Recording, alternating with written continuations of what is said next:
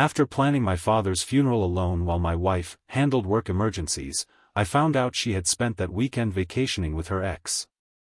When I confronted her, she yawned and said, "Life goes on."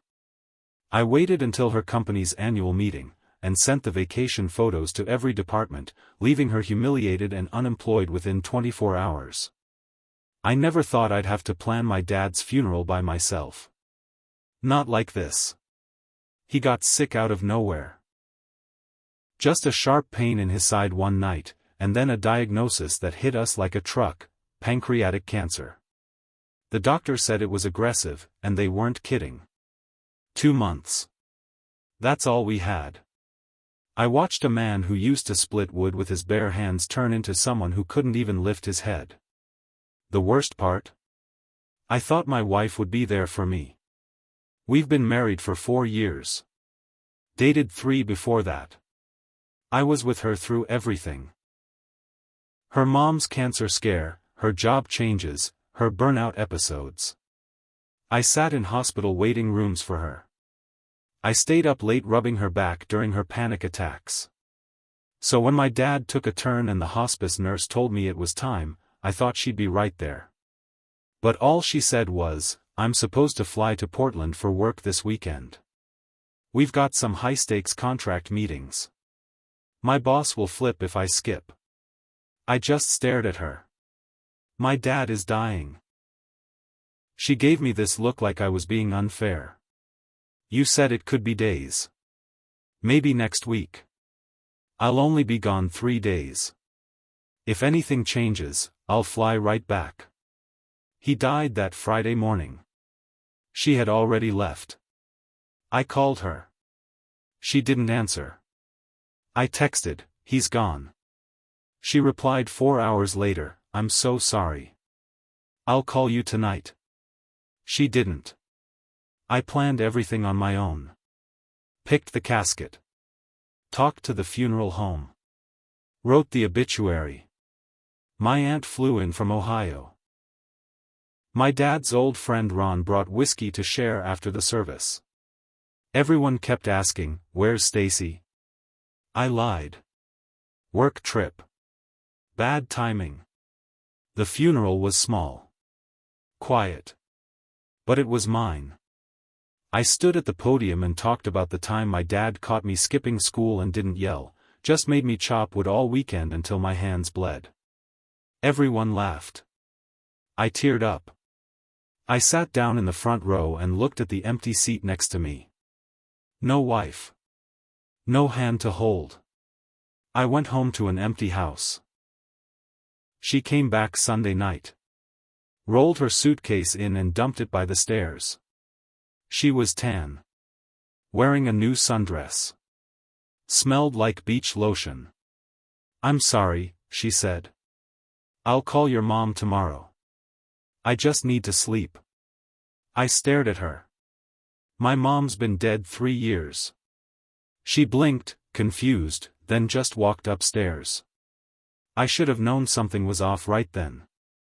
But I didn't want to face it. 3 weeks later, I found out everything. She was in the shower.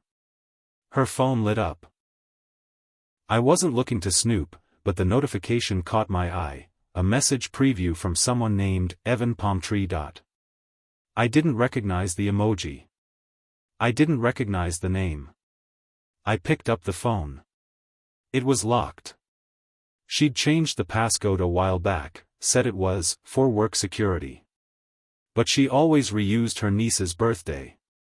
I tried that. Unlocked on the second try.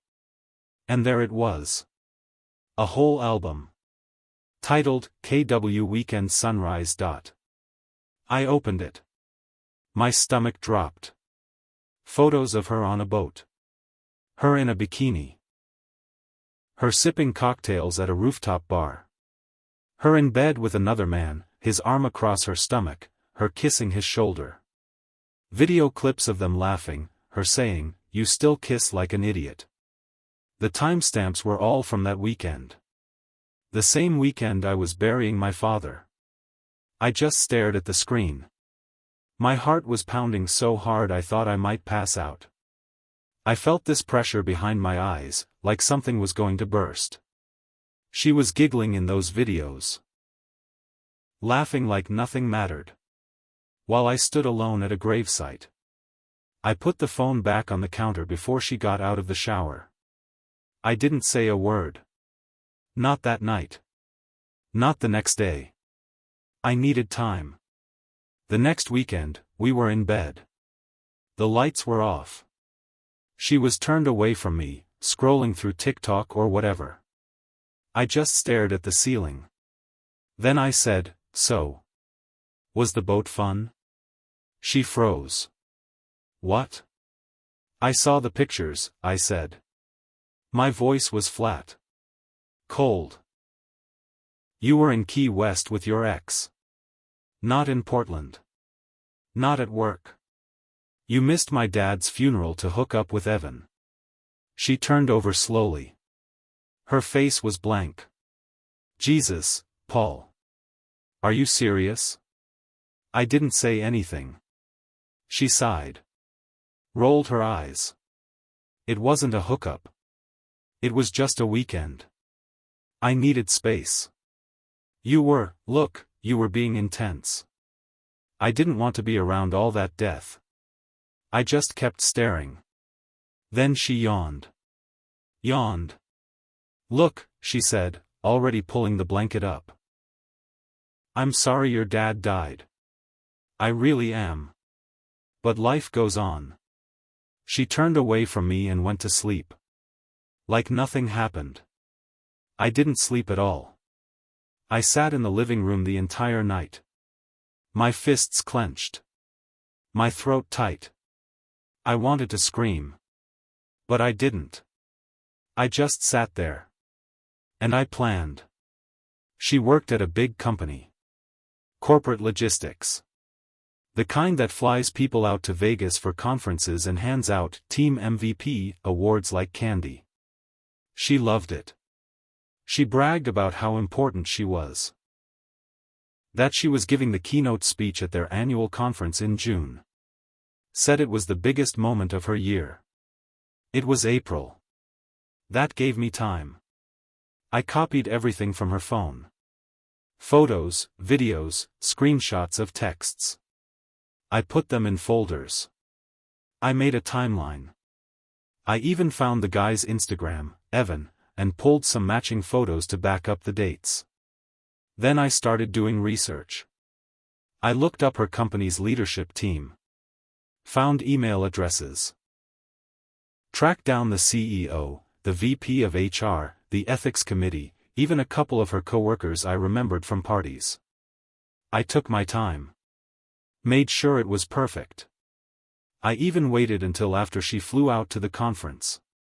Gave her that final bit of comfort. Let her think everything was normal. She FaceTimed me from her hotel. Smiling. Said she was nervous but excited. I smiled back. Then I hung up. And hit send. I sent the email to every major contact in her company. Subject line. You deserve to know who represents your brand. I attached 42 photos, 3 videos, and a link to a document I titled Timeline of Personal and Professional Misconduct. The email body was short. The woman standing on your keynote stage this week was not where she claimed to be during a family emergency. Instead of attending her father-in-law's funeral, someone who treated her like a daughter, she took a secret vacation with her ex-boyfriend. She lied to her employer, her husband, and everyone around her. Below is proof.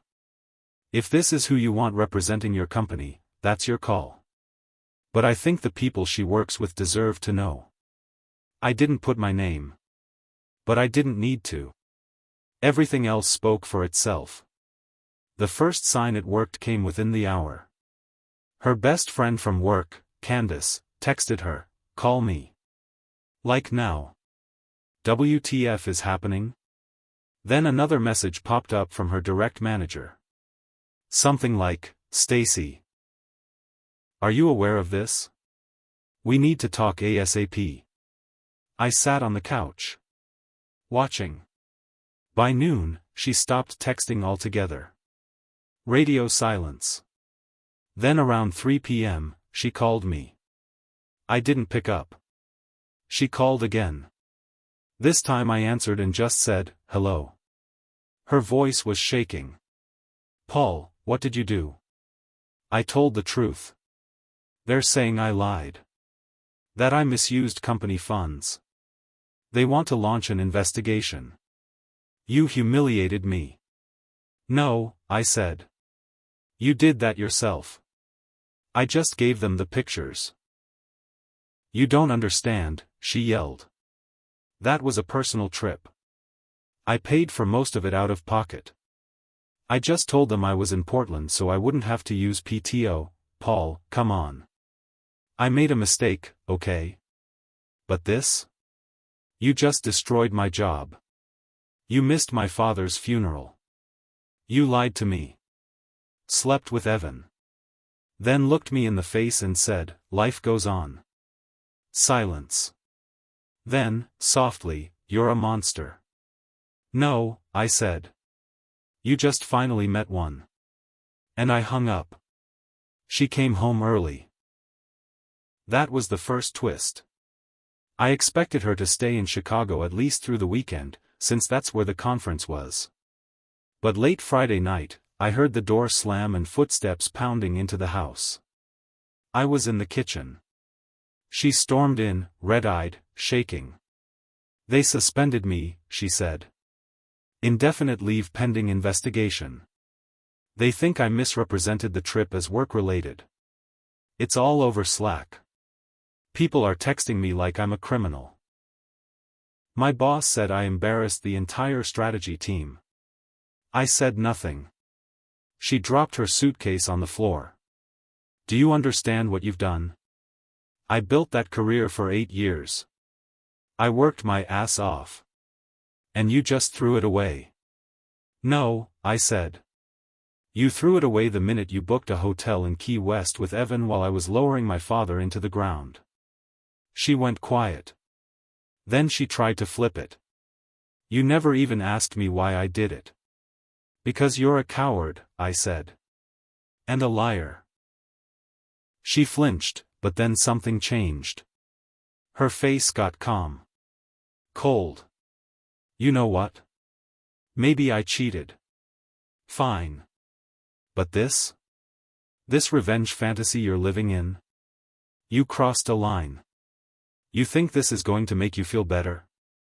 Ruining me? I don't want you to feel better," I said. "I want you to feel like I did. Like something you love just died, and nobody cared enough to show up." She stared at me. Then she laughed. "I should have stayed with Evan. At least he doesn't throw tantrums like a child." That's when I lost it. I didn't scream. I didn't break anything. I just walked upstairs, pulled open the drawer of our desk, and dropped the divorce papers right in front of her. She looked down at them. Then up at me. "You're serious?" I nodded. She didn't say another word.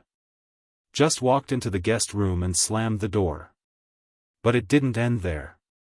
The second twist came the next week. Her company's internal review didn't just look into her trip. They started pulling emails, expense reports, calendar logs. Turns out, that trip to Key West wasn't the only work emergency that was fake. She'd been sneaking away for months. Quiet little getaways under fake meeting titles. Charging food, flights, even Uber rides to the corporate card. They found it all. She didn't just get fired. They were preparing legal action. Fraud. Misuse of company resources. She called me crying when she got the letter. "They're suing me," she sobbed. "I don't even have money for a lawyer." I didn't respond. She texted me later that night, "Please. I made a mistake. Please help me. I need you." I stared at that message for a long time. Then I blocked her number. Blocking her number felt final, but deep down I knew it wouldn't be the last I'd hear from her. I was wrong about one thing, though. It wasn't her who tried to contact me next. It was her sister.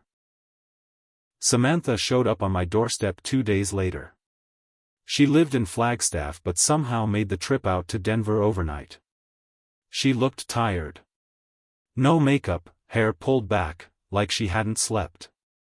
"Can we talk?" she asked. "Please. Just 5 minutes." I let her in. She sat at my kitchen table, holding a travel mug like it was keeping her alive. "She's a wreck," she said. "Stacy. I don't even know where to start." "You don't need to say anything," I replied. She made her bed. Sam shook her head. "You don't understand. She's not just fired. The company froze her stock options. Cut off her health benefits. And the legal letter scared her so bad she's been having panic attacks. She's barely eating. I found her curled up in my bathroom floor 2 nights ago. I stayed quiet. She told me what happened," Sam continued. "The funeral. The cheating. The pictures. Look, I'm not defending her. She screwed up. Big. But Paul, this is different. This isn't just karma. She's falling apart." "She didn't care when I was falling apart," I said. Samantha leaned in. "I get it. I do. But I'm telling you now because she said something that, I don't know, freaked me out. She said, 'What's the point of even fixing it if I'm already dead to everyone?' That stopped me. It was the first time I realized how deep she was sinking. But even then, I wasn't ready to feel sorry. I looked Sam in the eye and said, 'She made every choice. I gave her every chance to be honest.' She yawned at my grief. 'You don't come back from that.' Sam nodded, stood, and didn't argue. She just said, 'If something happens to her, I just thought you should know I tried.' Then she left. The next twist came in my mailbox. I got a letter from Stacy's attorney. She was filing for half of the house. Half. The same house I'd bought before we even got married. My name only on the deed. The down payment was from my inheritance. I'd paid the mortgage every month. But we were married. And in Colorado, marital property gets complicated. The letter also mentioned emotional distress from retaliatory public humiliation. She was preparing to sue me. I sat on the porch with the letter in my lap, trying to breathe. She lied. She cheated. She skipped the funeral. And I was the one being accused of going too far. That's when I realized something important. She wasn't done playing the victim. And if she wanted a war, I had just the weapon. See, in one of the screenshots I'd saved from her phone, there was a message from Evan. One I hadn't looked at too closely before. It said, "Did you use his card again for the room? Damn girl." Your wild face with tears of joy, that's when it clicked. She didn't just lie to her boss. She lied to me, too. She used my credit card. The joint account we shared. I'd never noticed it because she labeled those charges under business travel in our budget app. But now I had a reason to go digging. And I found everything. 4 trips. All in the last 9 months. Flights, rooms, meals, spas. One of them even had a charge to a jewelry store in Phoenix. All under my name. Over $6,200. She wasn't just a cheater. She was a thief. I called my lawyer. He told me to stop everything. Don't respond to her legal threat. Don't talk to her sister. Don't post another word online. Then he said, "Let's hit back. But clean. Cold. Legal." So we filed counterclaims for fraud. Misuse of shared funds. Demanded full ownership of the house. I even gave him the hotel receipts, the texts, the videos. He said, "She's going to lose more than just her job. You've got enough here to make sure she walks away with nothing." That wasn't the plan at first. But now? She started this war. I was going to end it. The right way. The legal way. But not without one final move.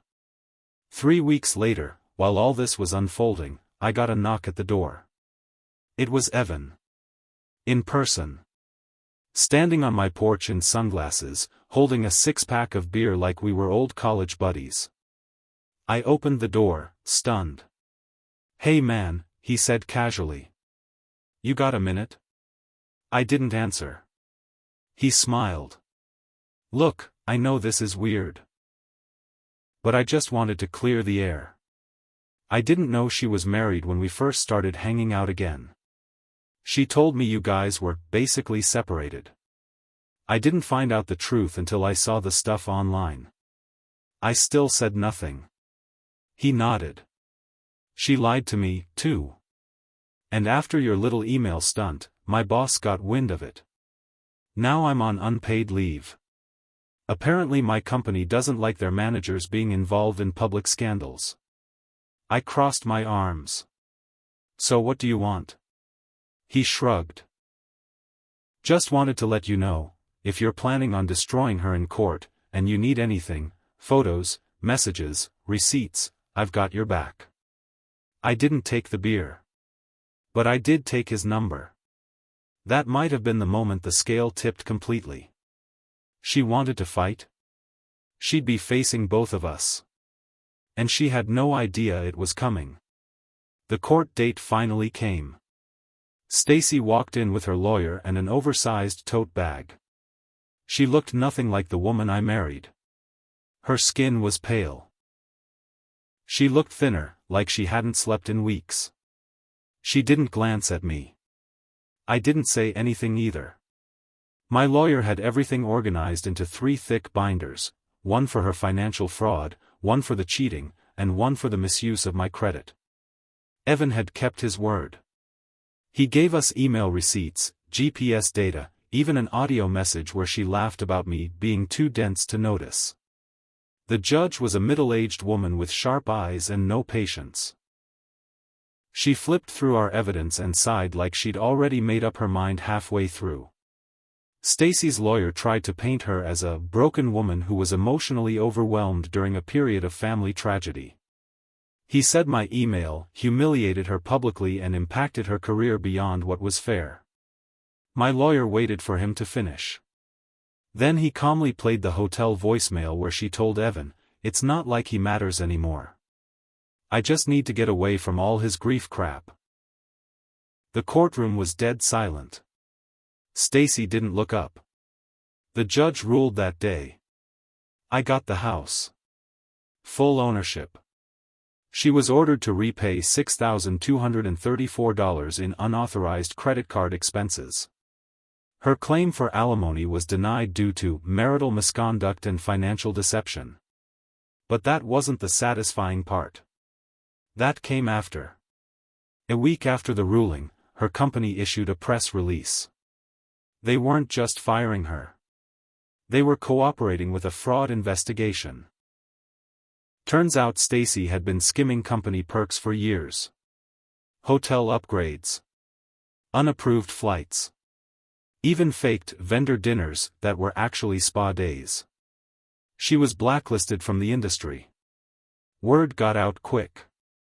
Her LinkedIn profile disappeared. Recruiters blocked her. Even some of her friends started ghosting her. One of her old coworkers sent me a DM, "Hey man, just heard everything. None of us knew. She told us her husband abused her and that's why she needed time away." Total psycho. That was her story? I abused her? I thought that was the end. But karma wasn't done yet. 3 months later, I got a letter from the IRS. She'd filed jointly the last 2 years. And she'd lied.